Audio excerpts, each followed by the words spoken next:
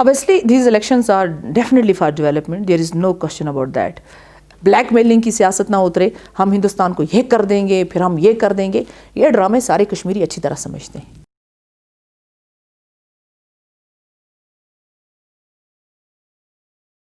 मैंने formally resign नहीं किया है, लेकिन जब बेग साहब ने क्विट कर दिया तो जाहिर सी बात है मैं कैसे हिस्सा हूँ पीडीपी का. वजूहात बहुत मेरा पर्सनल नहीं था ऑब्वियसली. मैं वो हूँ, मैं बड़ी आउटस्पोकन हूँ, मैं बड़ी स्ट्रेट फॉरवर्ड, मैं हिपोक्रेसी पे यकीन नहीं रखती हूँ.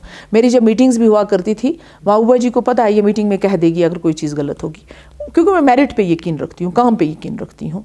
साइकोफेंसी पे यकीन मैंने ना रखा है ना रखूँगी, तो वो उनको पता था. लेकिन मेरा पर्सनल उनके साथ कुछ नहीं था. महबूबा जी के साथ पार्टी अफेयर्स को लेके हो सकता है, पॉलिटिकली कुछ उनके अगर कोई ऐसी चीज़ होगा उस पर क्लैश हो सकता है. वो मेरी बड़ी बहन हमेशा रहेंगी.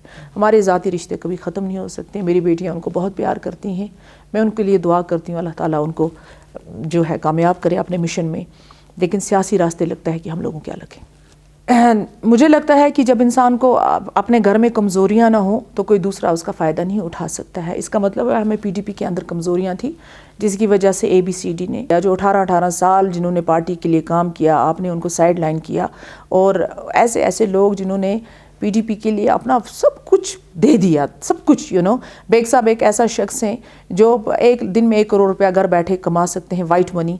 अपना ऐसा करियर छोड़ के आए, मुफ्ती साहब के साथ मिलके, आपके साथ मिलके कश्मीरियों को एक ऐसा अल्टरनेटिव देने की कोशिश की नेशनल कॉन्फ्रेंस के मुकाबले में. और लोगों ने आपको सपोर्ट किया, नौजवानों ने आपको सपोर्ट किया. आप ज़रा अपना देखिए खुदा के लिए. जब तक हम अपनी गलतियां एडमिट नहीं करेंगे तब तक किसी भी चीज़ का सलूशन नहीं हो सकता है. आप ज़रा एक दिन खुदा के लिए अपने ज़मीर से पूछिए कि क्या ऐसा तो नहीं है कि मुझसे ऐसी गलतियां हो गई हैं कि मैंने वो लोग जो मुफ्ती साहब के साथ ही थे, वो स्टालवर्ड्स तो थे जिन्होंने पीडीपी बनाई, कहीं उनके साथ नाइंसाफ़ी तो नहीं होगी. उन आम वर्करों के साथ जिन्होंने रात दिन पीडीपी बनाने में आपने दिन रात लगा दिए, क्या उनके साथ नाइंसाफ़ी तो नहीं होगी. और आपने ऐसे लोगों को बना दिया, मैं नहीं कहना चाहूँगी, जो डिज़र्व ही नहीं करते थे, जिनकी कोई कंट्रीब्यूशन नहीं, जो पीडीपी के नाम पे बने थे. पीडीपी बनाई हम लोगों ने, लेकिन आपने उन लोगों को पीडीपी के नाम पे एम्पावर किया जो डिज़र्व ही नहीं करते थे. तो जो जेन्युइन लोग थे, जो जेन्युइन लीडरशिप थी, जो जेन्युइन वर्कर्स थे, उनका क्या हुआ. ये एक सवाल महबूबा जी से मैंने हर वक्त पर्सनली भी किया है. और मैं इस बेग साहब की ज़ात पे नहीं लाना चाहती हूँ, मैं पूरे पीडीपी का कहना चाहती हूँ. मैंने महबूबा जी से एक दिन कहा, महबूबा जी आप अगर मुझे MLA MLC कुछ भी बना दें, मुझे ये अजीब सा लगता है क्योंकि मेरा रिश्ता एक बहुत बड़ी शख्सियत के साथ है. आप उनकी पॉलिटिक्स से एग्री कर सकते हो, डिसएग्री कर सकते हो. आप ज़रा अपने आप से पूछिए, क्या आपने इंसाफ किया अपने साथियों के साथ. आपको अल्लाह अगर इस दुनिया में नहीं, लेकिन खुदा के सामने तो आपको जवाब देना है. मुझे अभी भी दुख है, मुझे अभी भी लगता है वो मेरा घर है, मैं दूर हूँ आपसे, लेकिन अगर अभी भी मुझे गैरत आती है उस जमात की, क्यों नहीं आएगी. मैंने 18 साल उस जमात में दिए हैं. आप लोग आपको छोड़ के चले गए, क्या उसमें कोई रीजंस नहीं थे. क्या नेपोटिज्म नहीं था पीडीपी में, क्या फेवरेटिज्म नहीं हो गया पीडीपी में, क्या मेरिट को जो है कर्स नहीं समझा गया, क्या साजिशें नहीं हुई पीडीपी में. क्या बेग साहब एक इंडिविजुअल को छोड़िए, एक इंस्टीट्यूशन है, बेग साहब पे पूरी ताकत लगा दी आप लोगों ने साजिशें कर करके. इसी तरह हमारा बेचारा यहाँ थे गांधरबल के, जिन्होंने 45 साल मुफ्ती साहब के साथ दिए थे, काजी साहब, उनका क्या हशर हुआ. तारिक करा साहब का क्या हशर हुआ. आपको 38 लोग छोड़ के चले गए.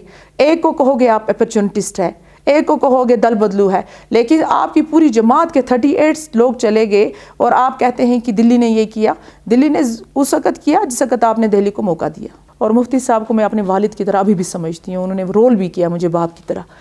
उनमें वो एप्रिसिएशन था. अगर मुफ्ती साहब इतने जल्दी ना चले जाते तो शायद पीडीपी का ये हशर नहीं होता. वो बीमार हो गए, लास्ट में उनकी सेहत होगी, तब उनको सब पता चल गया था कि मेरी जमात में किस किस्म के लोग आ गए हैं. मगर it was too late for him to rectify. बदकिस्मती से वो चले गए और रेक्टिफाई नहीं कर पाए उन चीज़ों को. अब बेग साहब कभी पावर के लिए पीडीपी को नहीं छोड़ते. ज़रूर कोई रीज़न रहा होगा जो बेग साहब ने क्विट किया. तो there was reaction on the ground. तो वो सारा जो है वो नौजवान, औरतें, बहनें, मेरी बुज़ुर्ग औरतें, यकीन करें मतलब जिन एरियाज़ में मैं गई नहीं, उन एरियाज़ में उन लोगों ने मुझे इतना सपोर्ट किया, इतना वो डाला. मैं उनकी बहुत बहुत शुक्रगुजार हूँ. देखिए मैं अभी इस बारे में फ्रैंकली स्पीकिंग मैंने बिल्कुल सोचा नहीं है. एक सेकंड फुर्सत भी नहीं है. और दूसरा ये है कि PhD क्या करेगी, अपनी पार्टी क्या करेगी, मेरा obviously کچھ لوگ تو اپروچ کرتے ہیں لیکن کسی کے ساتھ ابھی کوئی اس معاملے میں بات نہیں ہوئی ہے. نوٹیفیکیشن نکلے گا, ابھی نوٹیفیکیشن نہیں نکلا ہے, کہتے ہیں کہ عورت کے لیے ریزرو ہے, ویمن ریزرو ہے, لیکن ابھی شاید پراپر نوٹیفیکیشن ہی نہیں, جب نکلے گا اس کے بعد بات کریں گے. دیکھیے مورلی تو وہ تو اس کا جواب وہ خود ہی دے سکتے ہیں, مگر مجھے یہ لگتا ہے کہ اگر یہ بدقسمتی سے پالیٹکس میں یہ چیزیں ہوتی تو پھر پالیٹکس کو ڈرٹی گیم نہیں کہا جاتا.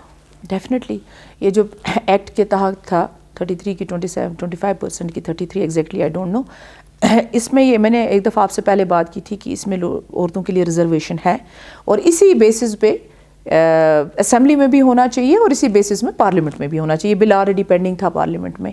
بیگ صاحب جب لا منسٹر تھے نا, انہوں نے یہ بل لایا تھا اسمبلی میں اس کے لیے عورتوں کی ریزرویشن کے لیے. تب کانگریس کے ساتھ ان کی حکومت تھی تو سونیا جی وغیرہ انہوں نے یہ کہا تھا کہ پہلے ہم پارلیمنٹ میں اس کو کریں گے پھر آپ اسٹیٹ میں کرنا. تو مجھے لگتا ہے یہ بہت اچھی بات ہے, اس پہ اور کام ہونا چاہیے. Not only Jammu and Kashmir, even پوری کنٹری میں کہاں امپاور تھی.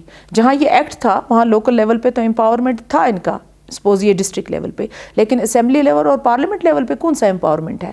آپ دیکھیے نا 10% ہوتا ہے اس پہ ہوتی ہے اس کی لوک سبھا میں, 11% تک آ جاتا ہے راجیہ سبھا میں. اب یہ خالی گورنمنٹ کی رسپانسبلٹی نہیں ہے بلکہ پولیٹیکل پارٹیز میں اتنا زیادہ بڑا دل ہونا چاہیے جو کہ ہے نہیں ان لوگوں کو, بیکاز یہ لوگ عورت کے فرینکلی اسپیکنگ مجھ سے میرے بھائی ناراض ہوں گے اس پہ, لیکن یہ ہے کیونکہ ہماری سوسائٹی ایسی ہے. جس وقت ایک چیلنجنگ پروفیشن میں ایک عورت آتی ہے تو لوگ اس کو, بہت کم لوگ ہیں جو اس چیز کو اپریشیٹ کرتے ہیں, وچ از ویری بیڈ, کیونکہ پورا 50% ہیومن ریسورس آپ امپاور ہی نہیں کر رہے ہو.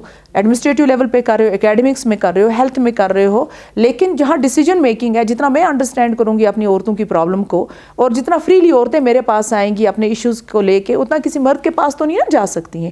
50% پاپولیشن کو آپ بالکل سائڈ لائن کر دیتے ہو, امپاور نہیں کرتے ہو پولیٹیکلی. تو I think this is very bad and we should appreciate these kind of steps. اگر گورنمنٹ آف انڈیا جو بل پینڈنگ ہے وہاں پہ اگر ابھی بھی ان کے پاس ٹائم ہے, اگر یہ ریزرویشن کر دیتے ہیں عورتوں کے لیے تو ہم آپ کو 50% نہیں مانگتے اپنی پاپولیشن کے مطابق, کم سے کم 33% تو کیجیے نا. ابھی تو وہ کافی دور ہے, پتہ نہیں کب ہوگا کیا ہوگا, لیکن میرا تو یہی خواہش رہے گی کہ اللہ تعالیٰ کرے کہ پہلے یہاں پر کوئی کچھ ایسا ہو جس سے جموں کشمیر کے لوگوں کو پولیٹیکلی بھی راحت ملے اور ایڈمنسٹریٹولی بھی راحت ملے. Obviously these elections are definitely for development, there is no question about that. لیکن جو ہر ایک بلاک کی, ہر کانسٹیچوئنسی کی ڈفرینٹ ایشوز, ڈفرینٹ پرابلمس ہوتی ہیں. جو میں نے واگورا یا پورا سنگراما کی ایشوز دیکھے ہیں, یہ جو سب سے میں نے دیکھا پرابلم میں نے دیکھا وہاں میجر ایشو جو کرائسس ہے وہ پانی کا ہے. سب سے وہاں نگلی نالا کا ایشو ہے, بہت بڑا پروجیکٹ ہے. جب بیگ صاحب تھے وہاں منسٹر تو کچھ کام ہوا, پھر ایم پی میں بھی کچھ کام ہوا, لیکن وہاں بہت زیادہ اس کو کرنے کی, کیونکہ وہ پورا ایریا اس کے ساتھ بہہ جاتا ہے, نگلی نالا اس کو بولتے ہیں. دوسرا وہاں پانی کے بہت زیادہ کرائسز ہیں. تیسرا وہاں پر بجلی کی پرابلمس ہیں, بجلی کے حوالے سے وہ ڈنڈا ہے لکڑی کا تو اس کے اوپر لائنیں ہیں رکھی ہوئی. کچھ ہم نے ایڈریس کیا ہے جب بیگ صاحب ایم پی تھے تو کچھ ہم نے ایڈریس کیا اس پرابلم کو, لیکن ابھی اور بہت کام کرنے کی ضرورت ہے. اسی طرح وہاں کنیکٹیوٹی کی بھی بہت پرابلم ہے, جو ہے کنیکٹیوٹی کی. اسی طرح بلڈنگز تو بنی ہیں, اگر بلڈنگز کچھ بنی ہیں تو وہاں پر کہیں میں ڈاکٹرز نہیں ہیں, کئی جگہ پھر ہیلتھ ایجوکیشن سیکٹر میں بھی ایشوز ہیں. تو بہت سارے ایشوز ہیں وہاں پہ.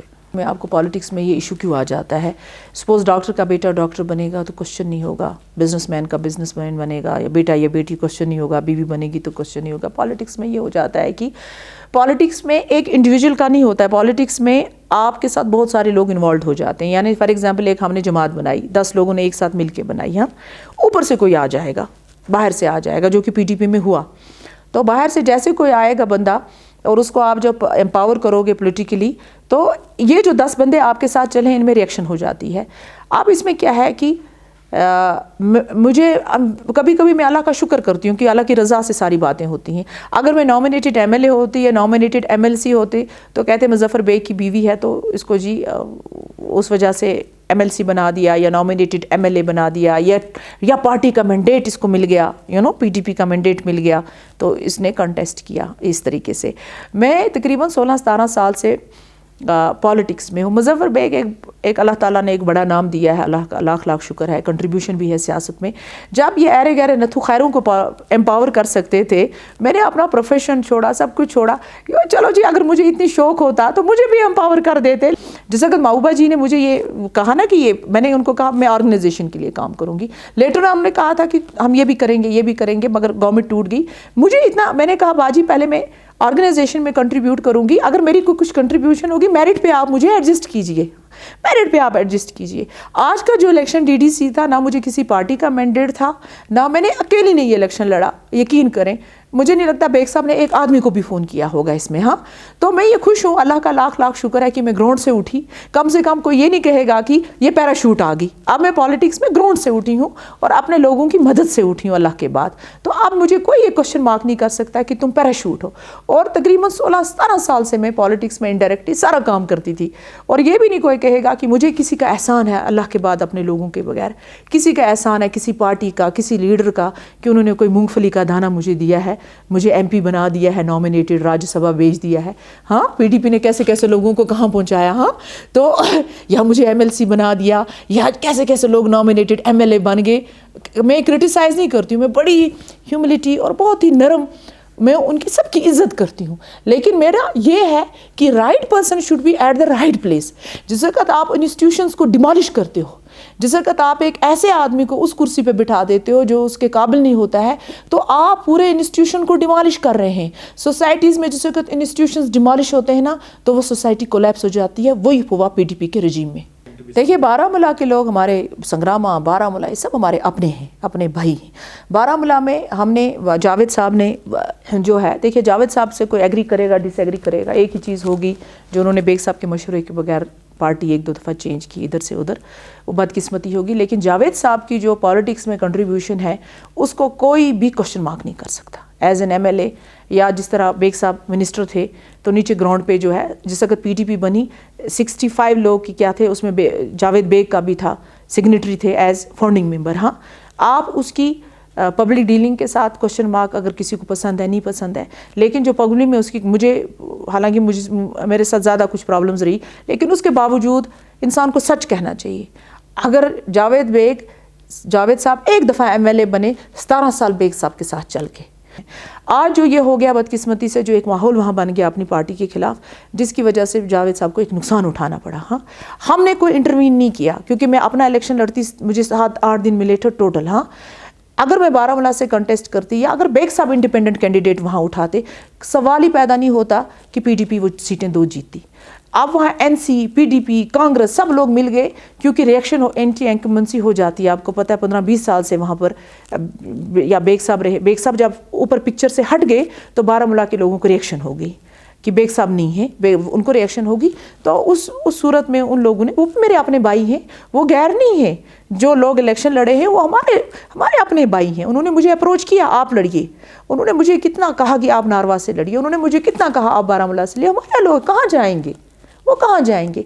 आज एनसी और उन्होंने मिल गाड़ करके, क्योंकि हमारा कोई इंटरवेंशन ही नहीं था, कैसे इंटरवीन करते। मुझे 6 दिन 7 दिन अपना इलेक्शन मिला, बेग साहब कहाँ इंटरवीन करते अब डीडीसी के लिए बारामूला में। जिस वक्त असेंबली होगी उस वक्त बेग साहब देखेंगे बारामूला में क्या करेंगे, डायरेक्टली देखें हम बारामूला क्यों छोड़ेंगे। संग्रामा ठीक है, लेकिन बारामूला बेग साहब की कॉन्स्टिट्यूंसी रही है। आपको लगता है कि बेग साहब बारामूला को ऐसे छोड़ दें? टेम्परेरी प्रोविजन नहीं है, बल्कि एक परमानेंट प्रोविजन था कॉन्स्टिट्यूशन का। इसके मार्जिन नोट पे टेम्परेरी लिखा गया था, क्योंकि उस वक्त कॉन्स्टिट्यूंट असेंबली जो यहाँ की थी, उसको ये पावर्स दिए थे कि आप डिसाइड करें कि ये 370 रहे या ना रहे। लेकिन जिस वक्त 54 में रेजोल्यूशन दे दिया कॉन्स्टिट्यूंट असेंबली ने, और उसके बाद 56 में जो वो डिज़ाल्व होगी, यानी कि उस वक्त उन्होंने ये कह दिया कि परमानेंट फीचर है कॉन्स्टिट्यूशन का। उन्होंने अपना वो उसमें उनमें रिकमेंडेशंस भेज दी, और तब से 56 के बाद जो था, डिज़ॉल्व होने के बाद किसी के पास कोई पावर्स नहीं थे 370 को ख़त्म करने का। लेकिन पार्लियामेंट में एक मेजॉरिटी थी, खाली बीजेपी ही नहीं बल्कि कई इवन कांग्रेस के लीडर्स ने जो है इसके एब्रोगेशन के लिए सपोर्ट किया, बहुत सारी अपोजिशन पार्टी ने। तो पार्लियामेंट ने अपने पावर्स यूज़ करके इसका एब्रोगेशन कर दिया। मेरा बिल्कुल साफ़ और सही वाज़ह ये है कि सही चीज़ को सही कहना है, गलत चीज़ को गलत कहना है। پینڈنگ ہے سپریم کورٹ کے پاس مسئلہ. اگر سپریم کورٹ اس کو کانسٹیٹیوشنلی لیگلی دیکھے گی تو مجھے لگتا ہے کہ یہ بالکل انکانسٹیٹیوشنل ہے. جتنا میں جانتی ہوں یہ ایک انکانسٹیٹیوشنل جو ہے انہوں نے لیا ہے ڈیسیجن, اور اس کا ابروگیشن جو تھا وہ صحیح نہیں تھا. بیکاز یہ گورنمنٹ آف انڈیا کو یہ چیز سمجھنی چاہیے تھی کہ اگر آپ چند سیاستدانوں کے سے ناراض تھے اس کا یہ مطلب نہیں ہے کہ آپ جموں کشمیر کے لوگوں سے بدلہ لیں گے. آپ کو تو جموں کشمیر کو اون کرنا تھا. انفیکٹ آپ کو اور کچھ دینا چاہیے تھا ان کو اون کرنے کے لیے, کیونکہ پولیٹیکلی ہم آپ کے لیے امپورٹنٹ نہیں, ہمارے پاس 3 یا 6 ممبر پارلیمنٹ ہیں, لیکن اسٹریٹجکلی ہم آپ کے لیے امپورٹنٹ ہیں because of Pakistan and China. تو آپ اپنے کے ساتھ تھوڑا ظلم کر سکتے ہیں. اگر ایک طرف سے آپ کہتے ہو ہم آپ کا سر ہیں, تاج ہیں, یہ دل ہیں, تو اگر آپ نارتھ ایسٹ اسٹیٹس والوں کے لیے ایک دن پروٹیسٹ ہوا, دوسرے دن ہوم منسٹر صاحب پارلیمنٹ میں کہتے ہیں ہم کوئی چیز آپ سے واپس نہیں لیں گے. آپ کو ٹھیک ہے سیاستدانوں کے خلاف کوئی کرپشن کے ایلیگیشنز ہیں یا ٹیرر فنڈنگ کے ایلیگیشنز, آپ کو کون روکتا ہے؟ آپ ان کے خلاف پروسیڈ کیجیے انڈر لا, آپ کے پاس انسٹیٹیوشن سے. عام کشمیری کے ساتھ ظلم مت کیجیے. یا تو آپ کہیے کہ آپ کو کشمیریوں کی ضرورت نہیں ہے, لوگوں کی ضرورت نہیں ہے, تو ٹھیک ہے ہم بھی چپ کر کے بیٹھ جائیں گے. ہم کہیں گے پھر ہمیں آپ سے کوئی امید ہی نہیں ہے. حکومتیں آتی ہیں جاتی ہیں, لیکن جس وقت انسان کسی کرسی پہ اور پوزیشن پہ ہوتا ہے مودی صاحب, اس وقت دل بہت بڑا رکھنا پڑتا ہے. آپ کو بی جے پی کی آئیڈیالوجی نہیں چلانی تھی, آپ کو تمام لوگوں کا پرائم منسٹر بننا چاہیے. آپ تو کشمیریوں کے بھی پرائم منسٹر تھے نا, آپ کو تو اور کشمیریوں کو دینا تھا کچھ, آپ کو ان کو آن کرنا تھا, نوجوانوں کو ان کو اپنے دل سے لگانا تھا. اگر یہ سمبولک ہی تھا, لیکن پھر بھی ہمیں پتا تھا. Even Dogras, they are ethnic community, even Dogras جنہوں نے آپ کو اتنا مینڈیٹ دیا, 25 سیٹیں دے دی. مجھے ابھی بھی امید ہے کہ نا امیدی کفر ہے. مجھے ابھی بھی امید ہے کہ اگر ہم اس کو اچھی طرح کریں اور اگر جینون لیڈرشپ یہاں اترے, بلیک میلنگ کی سیاست نہ اترے, ہم ہندوستان کو یہ کر دیں گے پھر ہم یہ کر دیں گے, یہ ڈرامے سارے کشمیری اچھی طرح سمجھتے ہیں. وداؤٹ دیز ڈراماز, اگر ہم ایک ریئلسٹک اپروچ کے ساتھ پرائم منسٹر اور ان سے بات کریں کہ بھائی یہ 370 یا 370 کیا تھا 35 میں جو ہمارے رائٹس ہیں ہم کو واپس دے دو. کیوں؟ یہ کون سا یہ ہے طوفان ہے؟ یا تو پھر آپ ڈکلیئر کر دو جو آپ یہ کہتے ہیں کشمیری. میں سیاستدانوں کی بات نہیں کرتی ہوں, ہم سیاستدانوں سے آپ بات ہی مت کرو. آپ عام لوگوں کے پولیٹیکل اکنامک ڈیولپمنٹ ایشوز کو ایڈریس کرو.